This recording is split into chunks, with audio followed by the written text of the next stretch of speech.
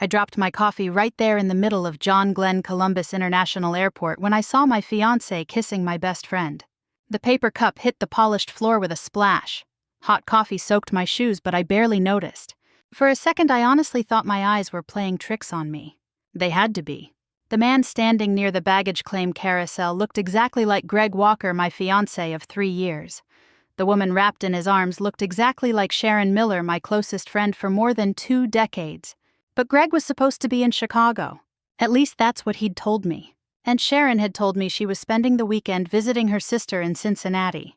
Yet there they were, holding each other, kissing like they didn't have a care in the world. Meanwhile, I was standing 20 feet away holding a cardboard sign that said, "Welcome home, Robert." I couldn't breathe. I couldn't think. I just stared. The airport around me kept moving, families reunited, suitcases rolled across the floor. A little boy ran past carrying a stuffed dinosaur. But everything around me seemed strangely quiet.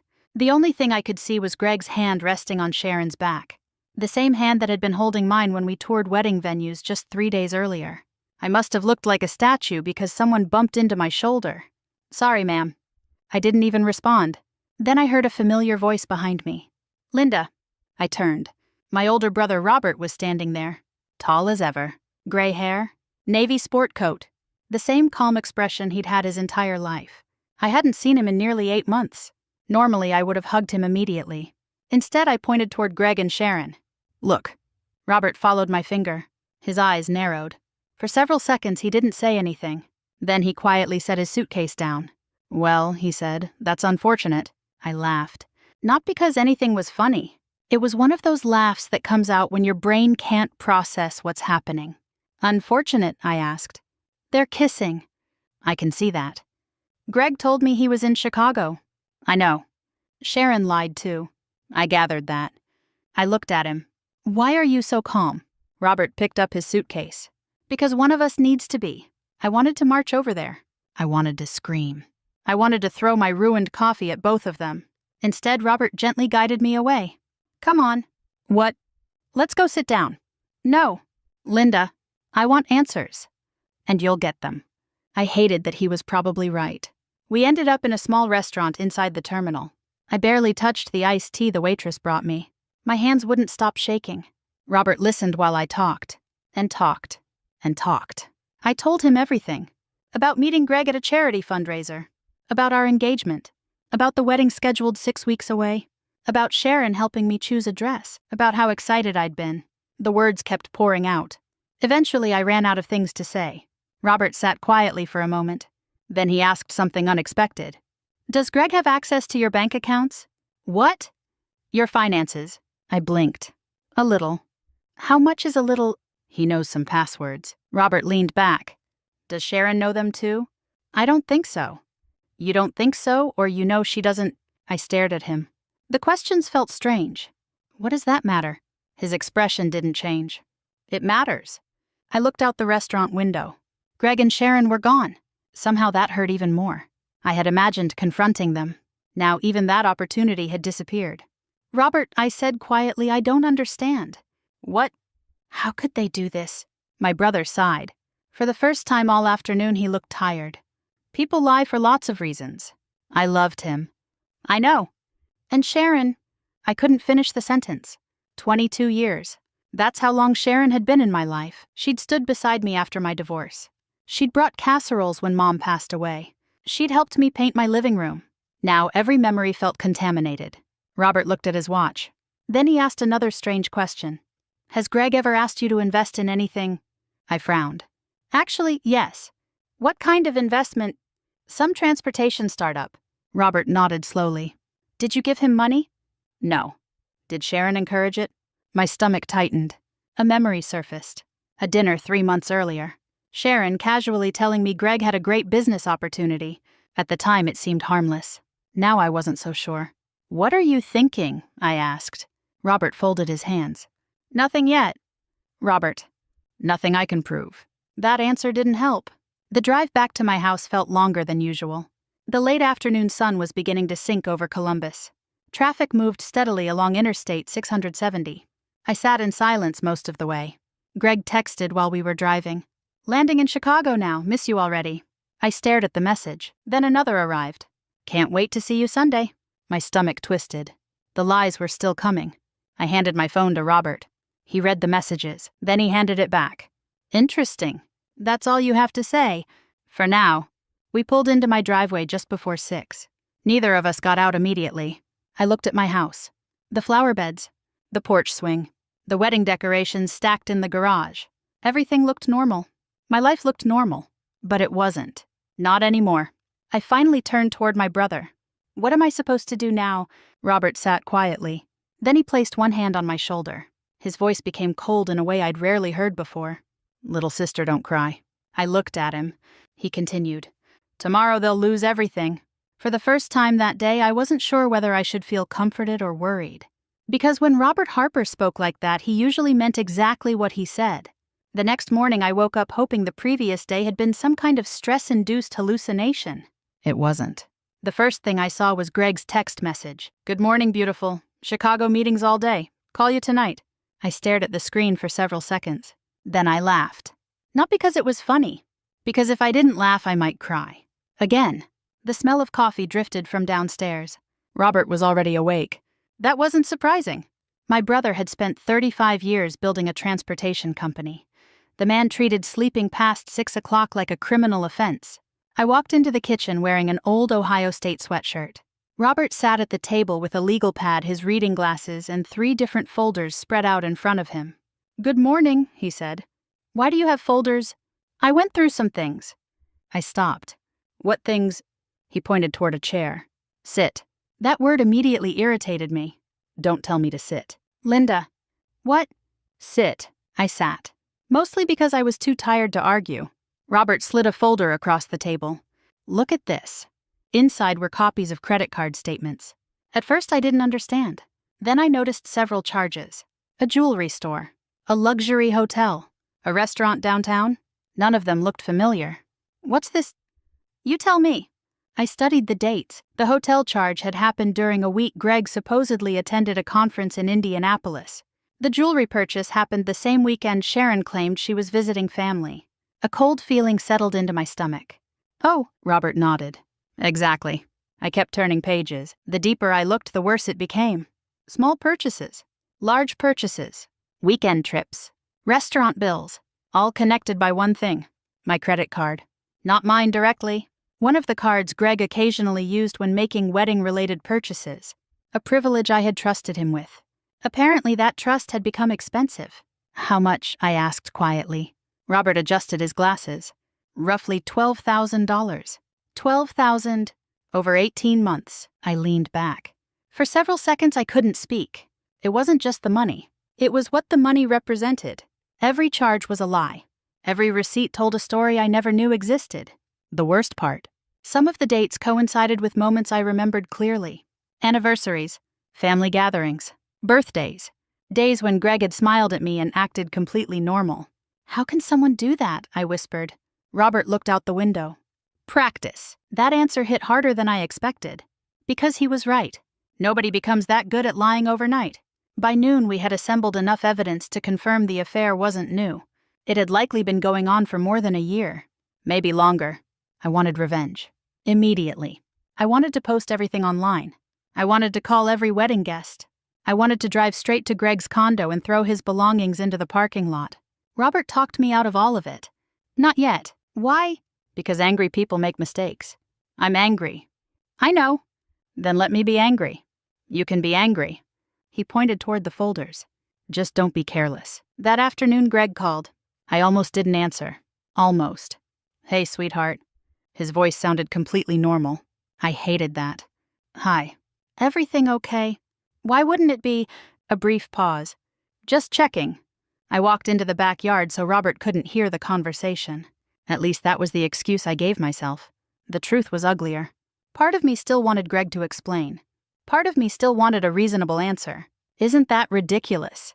A 57-year-old woman standing in her backyard hoping reality wasn't real. Greg talked about fake meetings, fake clients, fake travel plans, lie after lie after lie. And somehow he sounded relaxed, confident, comfortable. That scared me. Because honest people usually worry about getting caught. Liars worry about getting lazy. When the call ended, I sat on the porch swing. For a long time. The wedding invitations had already been mailed. 142 guests. Deposits paid. Caterer booked. Venue reserved. Flowers ordered.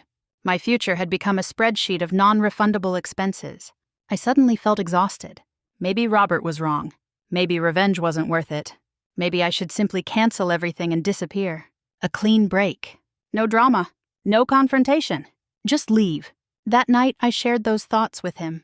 We were eating takeout from a local Chinese restaurant. I could walk away. Robert set down his fork. You could. Maybe that's smarter. Maybe. His calmness drove me crazy. What do you think? I think you're trying to avoid pain. Of course I am. Pain avoided usually becomes pain delayed. I hated that answer because it sounded true. 3 days later, things got worse. Much worse. Robert had decided to learn how to capture phone records and screenshots more efficiently. Unfortunately, technology and Robert had never been close friends. The man still printed emails. Actual paper emails. One afternoon, I heard him yelling from the guest room. Well, that's not good. I walked in. What happened? Robert looked guilty, which was unusual. What? He removed his glasses. I may have accidentally sent something. My heart stopped. Sent what? A screenshot. To who? A pause. Then, Greg. I stared at him. You sent evidence to Greg. Accidentally. How? It was supposed to go to me. How do you accidentally send something to the wrong person? Robert looked genuinely embarrassed. I clicked the wrong name. I covered my face. For the first time in days, I almost laughed. Not because it was funny, because the situation was absurd. A 63-year-old millionaire had nearly destroyed our entire plan because he couldn't operate his phone. 20 minutes later, Greg called. My stomach immediately tightened. His voice sounded different this time. Careful. Alert. Everything okay over there? Why, I got a strange screenshot. I looked at Robert. He was silently mouthing apologies from across the room. What screenshot? Never mind. Too late. He knew something.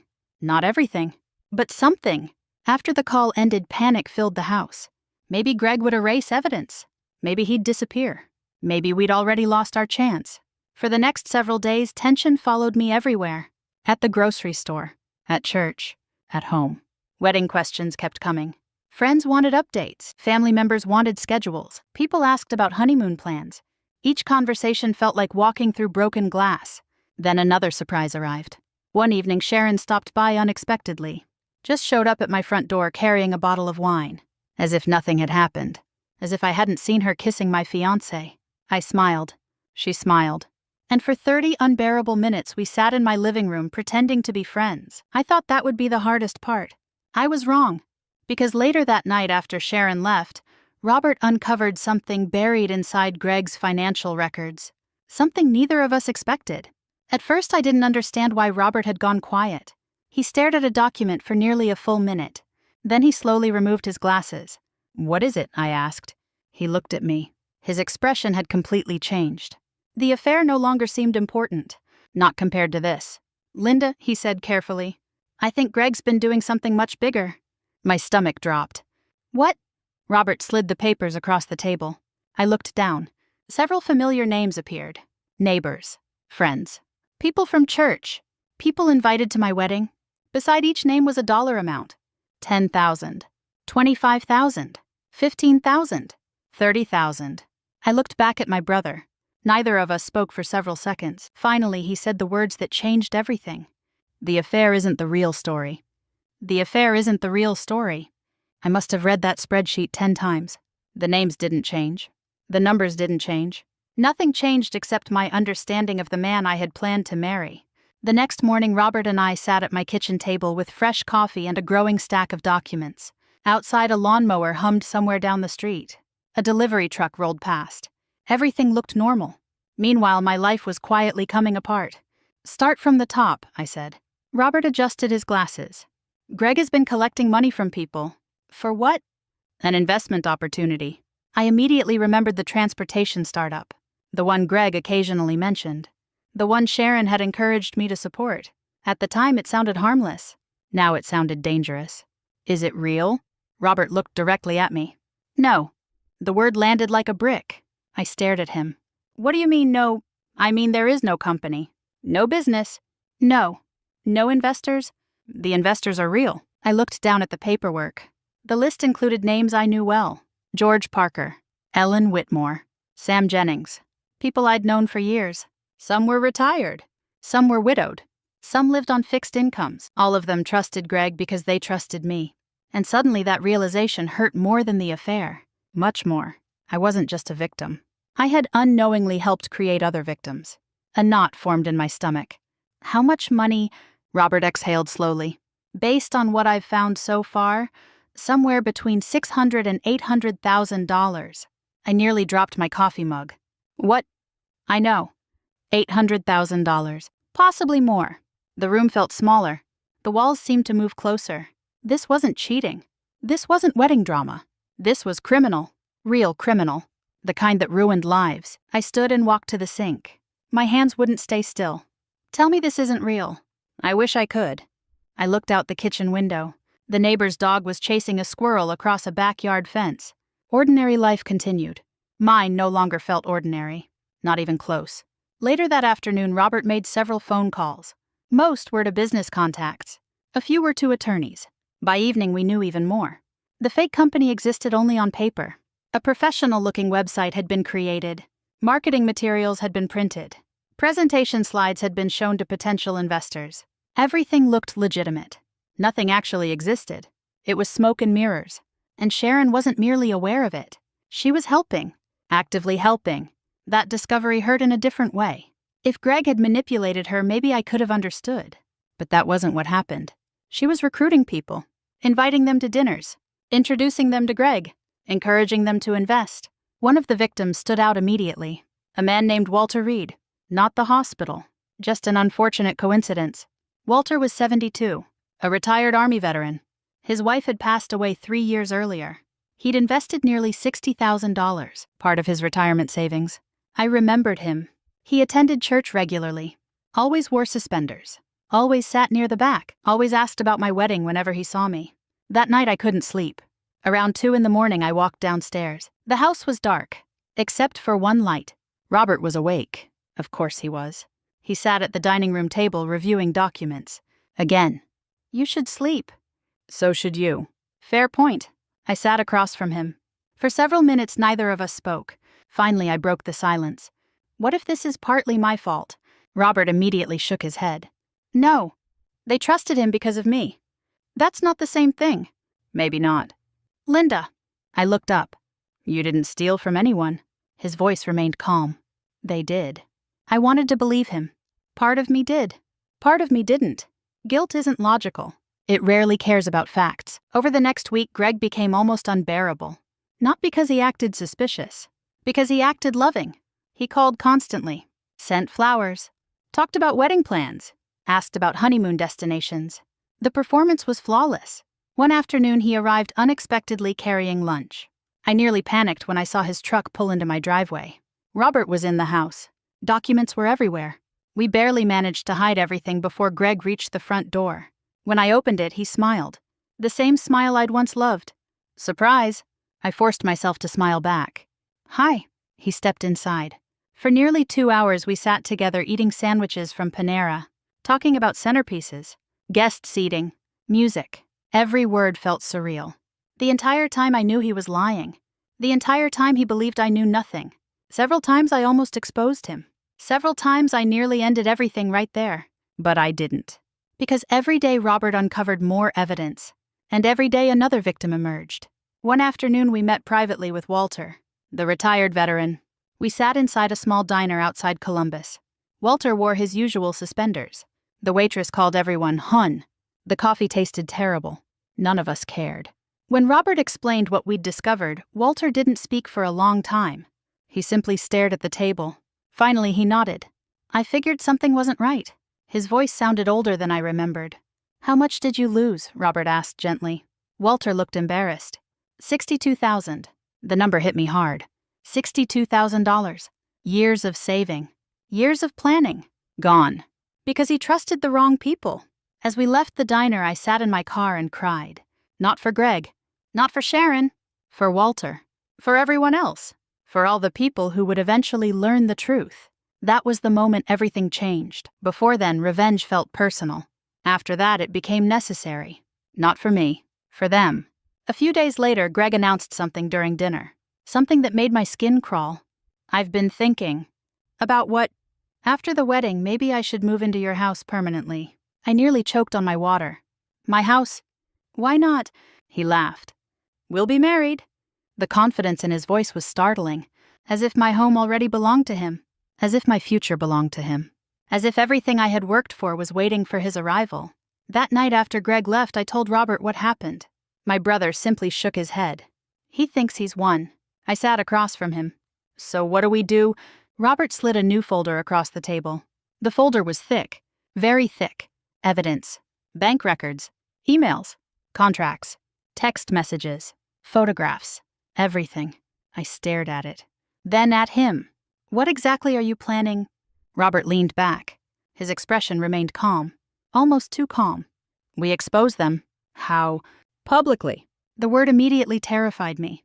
I pictured family members, friends, church members, wedding guests, everyone learning the truth at once, everyone looking at me, everyone whispering.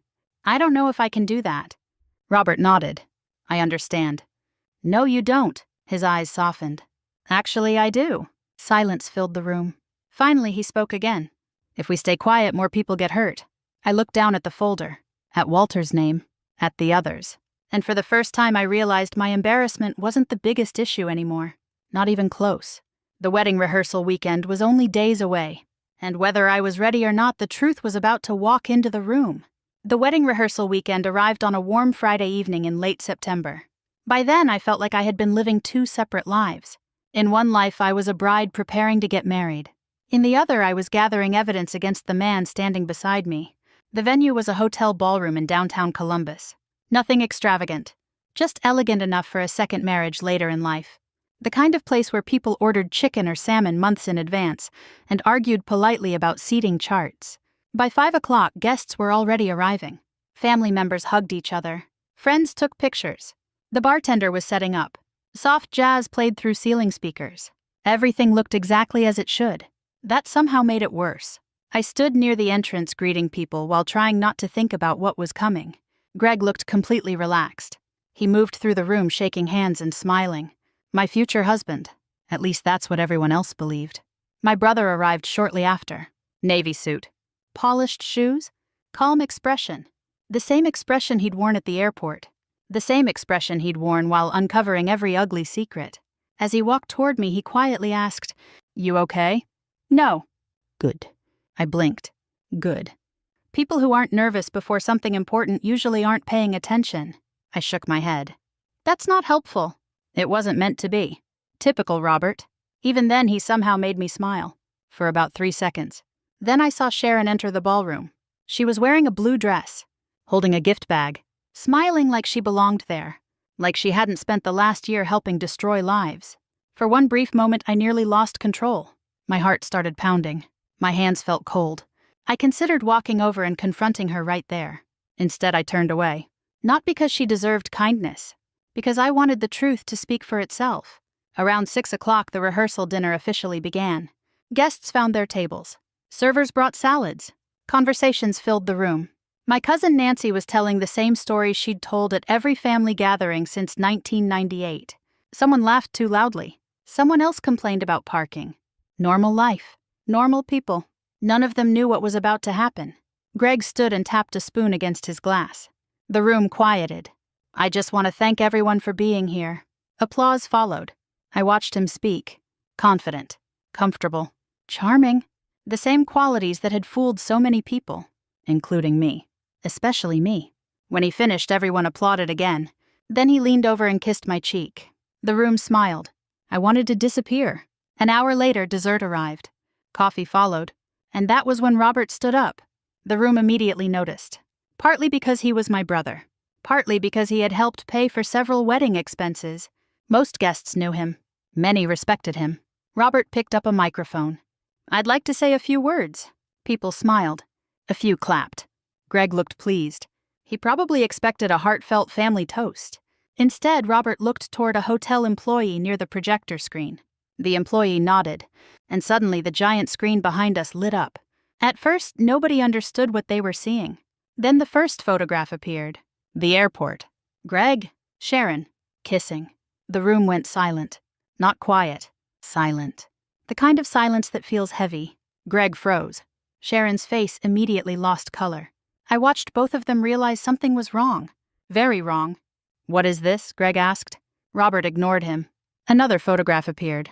Then another. Then another. Hotel receipts. Travel records. Credit card statements. Text messages. The evidence rolled across the screen one piece at a time. Gasps echoed throughout the ballroom. Someone dropped a fork. Someone whispered, "Oh my God." Greg stood up. "This is ridiculous." Robert remained calm. "Sit down." "I'm not sitting down." "Then stand." The room was completely focused now. Every conversation had stopped. Every eye was watching. Greg looked at me, then at Robert, then back at the screen. The confidence that once made him attractive was rapidly turning into panic. And we were only getting started. Robert clicked to the next slide. This time it wasn't a photograph. It was a spreadsheet. Names, dollar amounts, investment records. People immediately recognized their own information. The room erupted. Questions started flying everywhere. "What is this? Why is my name there? What's happening?" Walter Reed slowly stood up from one of the back tables. The retired veteran looked directly at Greg. "You told me my money was safe." Greg opened his mouth. "Nothing came out," Walter continued. "You looked me in the eye." The room grew even quieter. One by one other victims stood. A widow, a retired teacher, a former firefighter. People I'd known for years, people who had trusted Greg. And Sharon. The pressure became unbearable. Sharon finally snapped. "This wasn't my idea." Greg turned toward her. "What? You started it." "I started it." Yes. For the first time all evening, I saw genuine fear in both of them. Because their partnership was collapsing. Live. In front of everyone. Greg pointed at Sharon.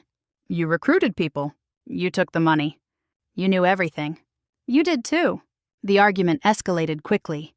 Neither of them realized they were confessing half the case for us. Then something unexpected happened. Something nobody could have planned. Greg's mother stood up. The woman was 78 years old, 5 feet tall, maybe, and absolutely furious. She pointed directly at her son. "Gregory Walker." The entire ballroom turned. Even Greg looked startled. His mother marched toward him. "I did not raise you to act like this." "Mom, don't you mom me." Several people gasped. Others tried unsuccessfully not to laugh. She wasn't finished. "You embarrassed this family." "Mom, please." "No." The woman turned toward Sharon. "And you should be ashamed of yourself, too." At that point, even Robert looked surprised. The room had transformed from heartbreak into something almost unbelievable. Then the hotel doors opened. 2 investigators entered. Not dramatic, not movie style. Just professional, quiet, prepared.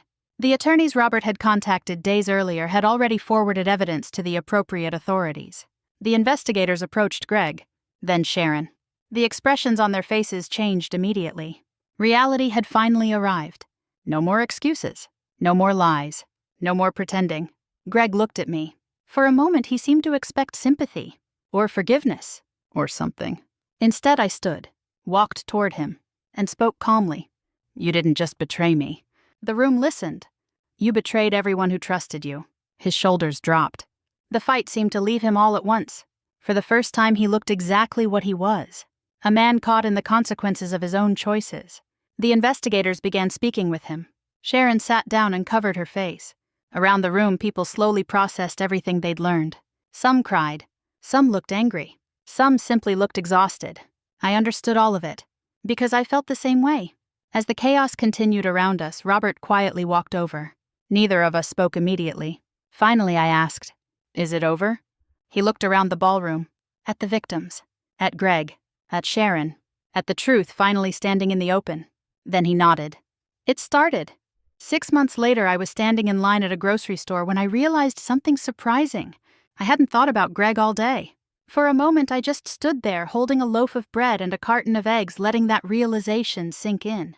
After everything that had happened, it felt strangely significant. Not because I had forgotten. I never would. But because Greg was no longer the center of my story. For a long time he had been. The betrayal. The lies. The humiliation. The wedding that never happened. The life I thought I was building. For months, those things occupied every corner of my mind. Now, standing under fluorescent lights in a Kroger checkout line, I finally felt free. Healing doesn't arrive all at once. At least it didn't for me. It showed up in small moments, like laughing at a television commercial, sleeping through the night, going an entire afternoon without replaying old conversations, trusting my own judgment again. Those things mattered more than I expected. A lot had happened since the rehearsal dinner. The legal process moved slowly, far slower than television dramas would have you believe. There were meetings, depositions, paperwork, endless paperwork. Greg eventually faced multiple fraud-related charges. Several victims recovered part of their money through court proceedings and asset seizures. Not all of it, but enough to provide some relief. The judge wasn't particularly impressed by Greg's explanations. Neither were the investigators. As for Sharon, she avoided criminal charges after cooperating with authorities and providing additional evidence. That didn't mean life became easy for her. Far from it. News travels quickly in communities like ours. People remembered. Church members remembered. Neighbors remembered. Former friends remembered. Trust once broken proved difficult to rebuild. I didn't celebrate any of it. That might sound strange. After all, this was supposed to be a revenge story. And technically it was. But by that point, I had learned something important. Watching people face consequences feels very different from watching people suffer. One brought peace. The other didn't. Robert understood that before I did. A few weeks after the public exposure, I asked him if he ever felt sorry for Greg. We were sitting on my back porch. October leaves covered the yard. Football games played softly on a radio nearby. Robert took a sip of coffee before answering. I feel sorry for the person he could have been. That response stayed with me, because it felt true. Greg hadn't ruined his life in one evening. He'd done it one decision at a time, one lie at a time, one shortcut at a time. The rehearsal dinner simply exposed what already existed. Meanwhile, I had practical matters to handle. The wedding deposits, the decorations, the gifts, the dress, the mountain of plans that suddenly had no purpose.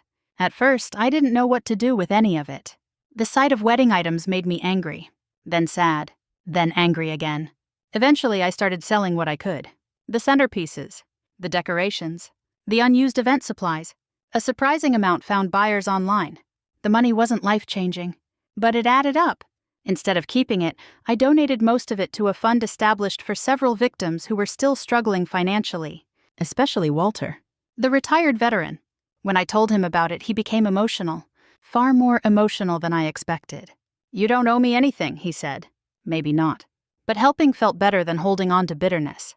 For the first time in months, I felt like I was building something instead of cleaning up a disaster.